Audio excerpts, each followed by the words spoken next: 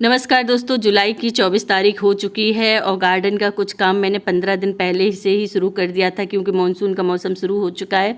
लगभग सभी जगह बारिश शुरू हो चुकी है दोस्तों। तो आप लोग भी अभी जुलाई अगस्त में गार्डन से रिलेटेड बहुत सारे ऐसे काम हैं जो इस मौसम में किए जाते हैं, तो आप जल्दी जल्दी कर लें दोस्तों। और वो कौन कौन से काम है आज वीडियो द्वारा आपको पूरी जानकारी दूंगी। इस समय आप देख सकते हैं प्लांटों की ग्रोथ बहुत अच्छी होने लगी है। मौसम में आप नर्सरी से प्लांटों को खरीद कर लाएं और रिपोर्टिंग करें प्लांटों की, तो बहुत तेज़ी से प्लांट ग्रो होते हैं दोस्तों। चलिए अब बताते हैं कि टेरेस गार्डन में हमें ऐसे कौन कौन से काम कर लेने चाहिए। सबसे पहले अगर आप बीज से पौधे ग्रो करना चाहते हैं तो ये मौसम सबसे अच्छा होता है। जुलाई अगस्त में आप किसी भी तरह के फल फूल वाले प्लांटों को बीजों से ग्रो कर सकते हैं दोस्तों। और यहाँ पर आप देख सकते हैं मैं ग्रो बैग का प्रयोग कर रही हूँ। यहाँ पर मैं सब्जियों की सीडलिंग कर रही हूँ। सीड लगाने के करीब 15 से 20 दिन बाद जो है दोस्तों पौधे तैयार हो जाते हैं, तो मैं इसी मौसम में, मानसून के ही मौसम में उनको सेपरेट कर दूंगी। इससे क्या होता है कि पौधा बहुत अच्छी तरह से सर्वाइव करता है और वो जब हम ट्रांसप्लांट करते हैं पौधे का तो वो मरता नहीं है। तो इस मौसम में ये काम ज़रूर करें। नेक्स्ट काम आपको करना है कटिंग लगाने का दोस्तों। और कटिंग इस मौसम में बहुत तेज़ी से ग्रो होती है। अगर आप जितनी भी कटिंग लगाते हैं उसमें आपको 90% तक चांसेस रहते हैं कि कटिंग से पौधे तैयार हो जाते हैं। इसमें आप देख सकते हैं मैं गुलाब की कटिंग लगा रही हूँ। और गुलाब की कटिंग मानसून के मौसम में आप डायरेक्ट भी लगा सकते हैं, आप चाहें तो एलोवेरा जेल लगाकर भी लगा सकते हैं। रूट हार्मोन्स की ज़रूरत नहीं पड़ती है मानसून के मौसम में कटिंग लगाने के लिए दोस्तों। और किसी भी फ्लावर प्लांट की इस मौसम में आप कटिंग लगाएं। ध्यान रखें जो भी पॉटिंग सॉइल में आप कटिंग लगा रहे हैं वो बिल्कुल वेल ड्रेन्ड होनी चाहिए, उसमें पानी का ठहराव बिल्कुल भी ना हो। पानी रुकता है गमले में दोस्तों तो अक्सर कटिंग जो है वो फंगस के कारण ख़राब हो जाती है। तो इस बात का ध्यान रखें कि मिट्टी में कभी भी पानी नहीं रुकना चाहिए। तो आप देख सकते हैं 22 दिन के बाद का रिजल्ट है। ये मेरे गुलाब के पौधों में ये देखिए रूट्स निकल आई हैं। मैं आपको खोल कर दिखा रही हूँ पूरी तरह से। अब मैं इनको सेपरेट कर दूँगी एक अलग छोटे गमले में इसी मौसम में दोस्तों। तो क्या होगा कि मानसून का पानी जब इन पर पड़ता है तो इनकी ग्रोथ बहुत तेज़ी से होने लगती है, साथ में ही अच्छे फल फूल भी देते हैं। तो इस मौसम में कटिंग लगाना बिल्कुल ना भूलें। कटिंग से आप एक नहीं कई पौधे तैयार कर सकते हैं। अगला काम आपको करना है कि प्लांट की कटिंग करनी है, यानी कि हार्ड प्रूनिंग या फिर लाइट प्रूनिंग आप बहुत ही आसानी से कर सकते हैं। कभी कभी बहुत लंबी लंबी ब्रांचेस हो जाती हैं, प्लांट अच्छा नहीं लगता है। और इसके अलावा अगर आप अपने पौधे से बहुत ज़्यादा फल फूल लेना चाहते हैं तो इस तरह से प्लांट की प्रूनिंग ज़रूर करें। मैं अपने प्लांट की लाइट प्रूनिंग कर रही हूँ, आप देख सकते हैं। प्रूनिंग आप समय समय पे करते हैं दोस्तों तो इसका फ़ायदा ये होता है प्लांट घना और बुशी बनता है। ज़्यादा से ज़्यादा ब्रांचेस होती हैं तो इसमें फल फूल बहुत ज़्यादा आते हैं दोस्तों। तो यहाँ पे मैंने लाइट प्रूनिंग की अपने पौधे की। और जो क्लिप आप इस समय देख रहे हैं ये है फरवरी की। देख सकते हैं कितनी अच्छी और हैवी फ्लावरिंग इस प्लांट में हुई है। मॉनसून में अक्सर हम नर्सरी से प्लांट लाकर लगाते हैं दोस्तों। तो मिट्टी का खास ख्याल रखें। जब भी आप मिट्टी तैयार करें तो बिल्कुल वेल ड्रेन मिट्टी होनी चाहिए। इस मिट्टी में पानी का भराव नहीं होना चाहिए। इस तरह की मिट्टी भुरभुरी मिट्टी बनाएं, उसमें प्लांट लगाएं। प्लांट लगाते समय उसमें फंगीसाइड का प्रयोग जरूर करें। अगर फंगीसाइड नहीं डाल सकते हैं तो हल्दी या फिर नीम खली का प्रयोग करें। इसके बाद ही दोस्तों प्लांट लगाएं। तो आप देख सकते हैं यहाँ पे मैंने जो प्लांट लगाया है ये है डबल फूलों वाला अपराजिता का प्लांट है दोस्तों। और इसका रिजल्ट मैं आपको दिखाती हूँ। मात्र 20 दिन के बाद आप देख सकते हैं इसमें ये फूल आना स्टार्ट हो चुके थे। तो इस तरह से आप मानसून के मंथ में नर्सरी से अगर प्लांट लाते हैं तो प्लांट हेल्दी खरीदें और उनकी ग्रोथ अच्छी हो रही है इस तरह के प्लांट खरीदें दोस्तों। तो ये देख सकते हैं आप।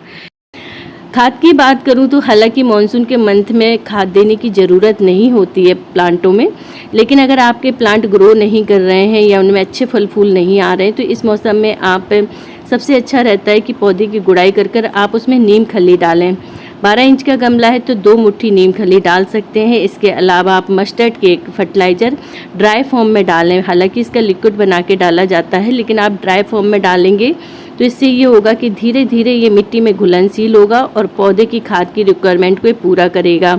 कोई भी रासायनिक खाद इस मौसम में आप अपने प्लांटों में नहीं दें क्योंकि मिट्टी में जब पानी भरता है और पानी भरने के बाद जब पानी ड्रेन आउट होता है तो उसके साथ साथ बहुत सारे पोषक तत्व भी ड्रेन आउट हो जाते हैं प्लांट के। तो आप सूखी खाद डाल सकते हैं। बहुत ही ज़रूरी काम जो कि हमें अक्सर करते रहना चाहिए अपने प्लांट में दोस्तों, और जो कि हम नहीं करते हैं और इसके बाद फिर हम कहते हैं कि हमारे प्लांट में तो बहुत कम फूल आते हैं। जी हाँ दोस्तों, इस समय मैं बात कर रही हूँ प्लांट की डेड हेडिंग की। फूल मुरझाने के बाद हम ऐसे ही पौधे में छोड़ देते हैं और उनको हटाते नहीं हैं, तो उनकी डेड हेडिंग करते रहना चाहिए। डेड हेडिंग हमेशा आप 2 पत्तियों के नीचे से कटिंग करें।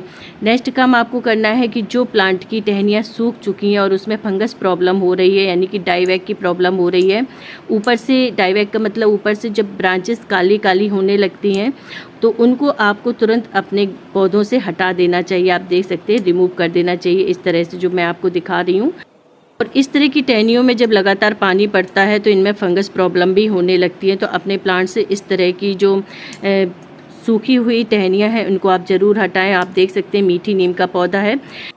तो ये देखिए दोस्तों, 20 दिन के बाद का रिजल्ट है और हमारी जो कड़ी पत्ता है कितना अच्छा घना बुशी बन चुका है। तो चलिए दोस्तों, बताते हैं कि मॉनसून के मौसम में एक काम बहुत ज़रूरी है। अगर आप अपने प्लांट की ग्रोथ चाहते हैं तो कभी भी गमले में इस तरह से खरपतवार को ना उगने दें, उनको तुरंत आप रिमूव कर दें, हटा दें उससे। और दोस्तों, कोई भी पौधा निकल आता है जिसको आप सेपरेट करके अलग लगाना चाहते हैं तो उसको भी आप हटा दें, क्योंकि मानसून के मंथ में जब बारिश होती है तो उसकी पानी में बहुत अच्छी मात्रा में नाइट्रोजन होता है। इसके अलावा भी बहुत सारे पोषक तत्व होते हैं, कैल्शियम, मैग्नीशियम, फास्फोरस, जिसके कारण प्लांट की जो ग्रोथ है वो बहुत तेज़ी से होती है। अगर खरपतवार आप छोड़ देते हैं प्लांट में तो जो हमारा पौधा लगा है उसकी ग्रोथ रुक जाती है और खरपतवार जो है बहुत तेज़ी से बढ़ने लगते हैं। तो इस तरह से आप खरपतवार को हटा के उनको कंपोस्ट में डाल दें दोस्तों। और जो पौधा आपका जैसे फूलों वाला कभी निकल आता है या कुछ भी, अब मेरे गमले में तो मीठी नीम इस समय निकली हुई है तो मैं इनको सेपरेट कर रही हूँ। साथ ही बारिश के मौसम में आपको 15 से 20 दिन में एक बार अपने गमले की हल्की गुड़ाई ज़रूर करनी चाहिए दोस्तों, ताकि बारिश का पानी गमले में जमा ना हो। अब आपको करना क्या है कि गमले में डालना है फंगीसाइड। आपको 1 मंथ में एक बार फंगीसाइड का प्रयोग ज़रूर करें मानसून के मौसम में दोस्तों।